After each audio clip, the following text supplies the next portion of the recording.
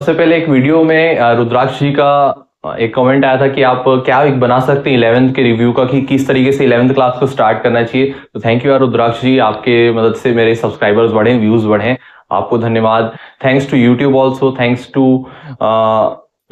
YouTube for recommending my channel and आप समझ ही रहे हैं उसके कारण मेरे व्यूज और सब्सक्राइबर्स बढ़े हैं, तो उसके लिए धन्यवाद।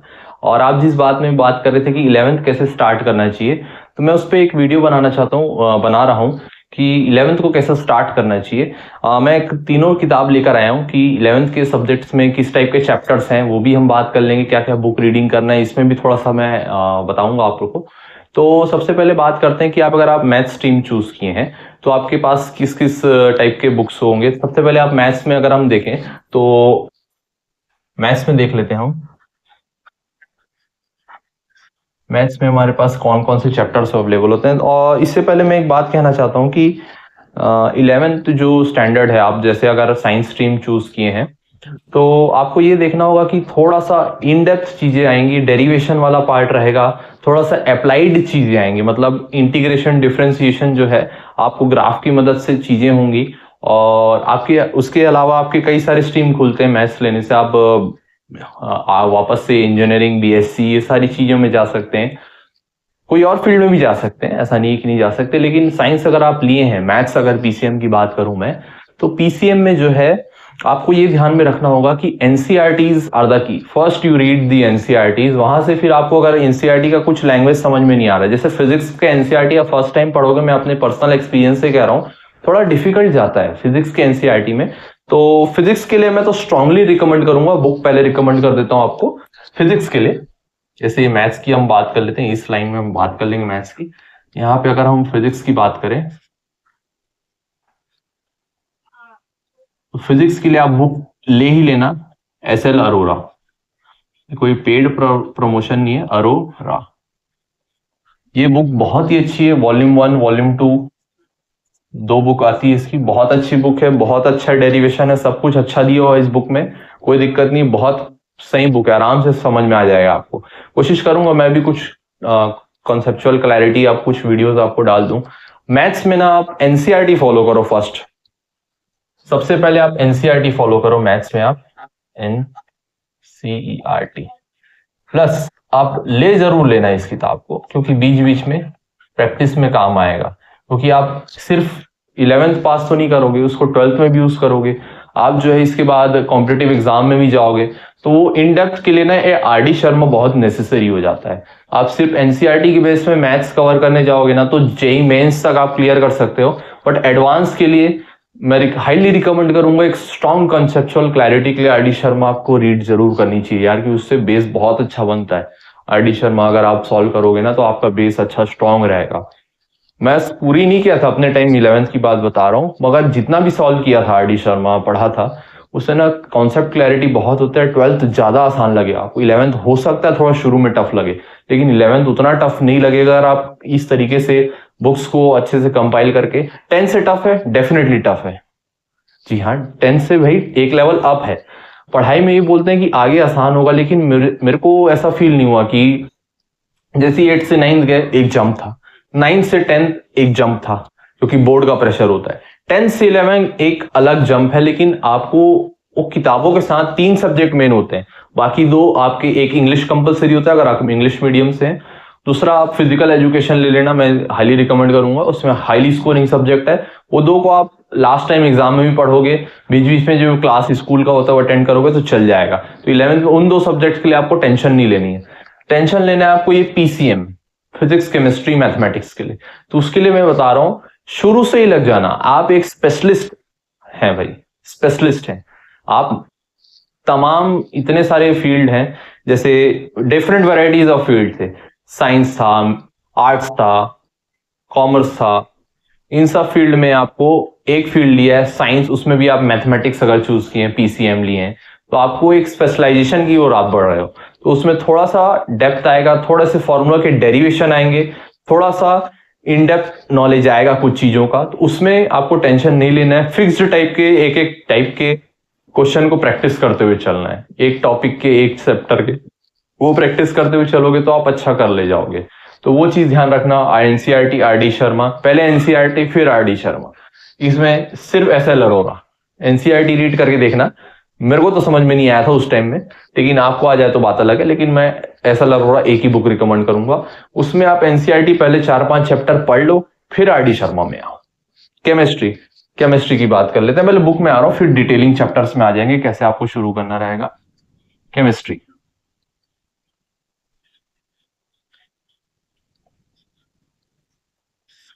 केमिस्ट्री में भी आपको 2 एनसीईआरटी मिलता है, ये 2 एनसीईआरटी आप फॉलो कर लीजिए केमिस्ट्री के लिए भी, बिल्कुल ठीक रहेगा। अब चैप्टर्स पे आ जाते हैं जल्दी से इस वीडियो को। चैप्टर में आपको स्टडीज कैसे करना है, जैसे RD शर्मा है मेरे हाथ में,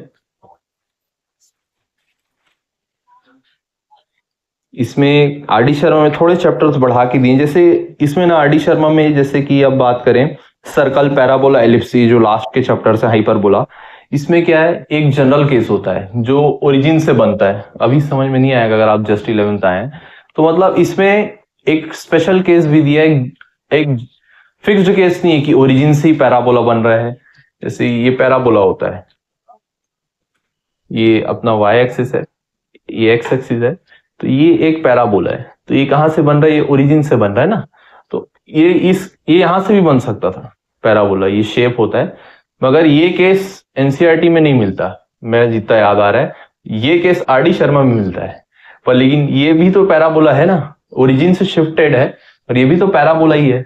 इसकी भी नॉलेज जो है आपको RD शर्मा में मिल जाएगी, इसलिए मैं RD शर्मा पढ़ने के लिए कह रहा था आपको कि RD शर्मा आप रख लोगे तो अच्छा रहेगा, आपको अलग अलग टाइप की नॉलेज मिल जाएगी RD शर्मा में पहले। लेकिन एनसीईआरटी बोल रहा हूँ, मैथ्स में पहले RD शर्मा करोगे तो बहुत टाइम लग जाएगा, आपको सिलेबस भी कवर करना है। सिलेबस बढ़ गया भाई, 11th में आओगे तो थोड़ा सिलेबस बढ़ा मिलेगा आपको।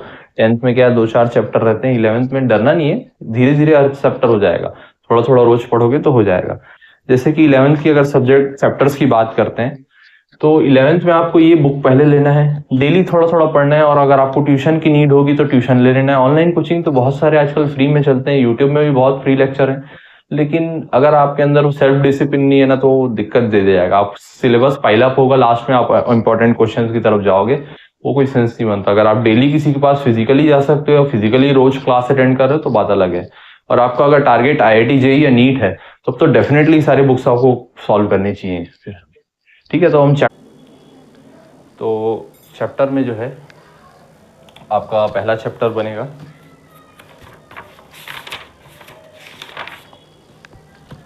सेट्स और रिलेशन एंड फंक्शन। रिलेशन पहला चैप्टर सेट्स है, और दूसरा आपका relation function, relation and functions. तीसरा है आपका ट्रिग्नोमेट्रिक फंक्शंस। ऐसे बहुत सारे चैप्टर मैं आपको पढ़ के बता देता हूँ।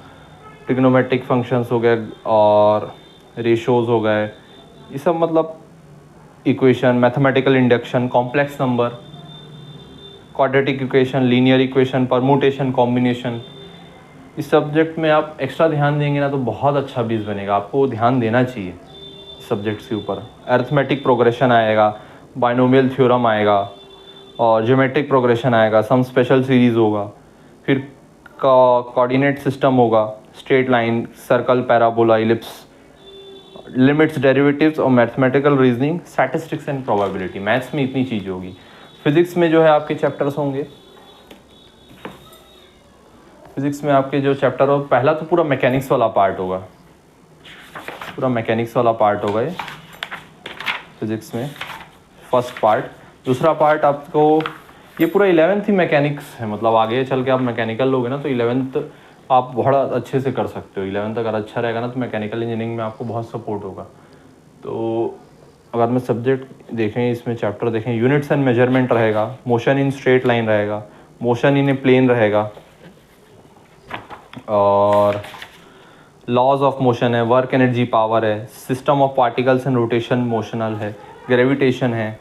तो ये सारे सब्जेक्ट्स, ये सारे चैप्टर होगा। ये फिज़िक्स की एनसीईआरटी है उस टाइम की, मेरे वाली बाइंडिंग करा के रखा था मैं। बाकी जो बुक की बात कर रहा था मैं, SL अरोरा ये है।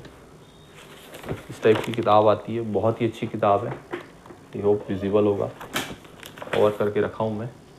एसएलओरा 2 वॉल्यूम में आती है और ये केमिस्ट्री की किताब है। इसका एक पार्ट आता है। केमिस्ट्री में भी आप अच्छे अच्छे चैप्टर्स हैं, इसको रीड आउट कर लीजिए। केमिस्ट्री एनसीईआरटी ना पूरे तरीके से आप रीड करोगे तो आपका आईआईटी जेईई वगैरह भी क्लियर हो जाएगा। आईआईटी जेईई नीट वगैरह एनसीईआरटी सफिशिएंट है केमिस्ट्री के लिए। तो इस तरीके से आप डेली कंटिन्यूस पढ़ाई करोगे ना 11th में। ये बहुत ही छोटा था, मैं इन डेप्थ आपको चैप्टर वाइज भी समझाऊंगा बोर्ड में 11th के लिए कैसे आपको प्रिपेयर करना है, साथ के साथ कॉम्पिटिटिव एग्जामिनेशन के लिए भी तैयारी करते हुए चलनी है, ठीक है।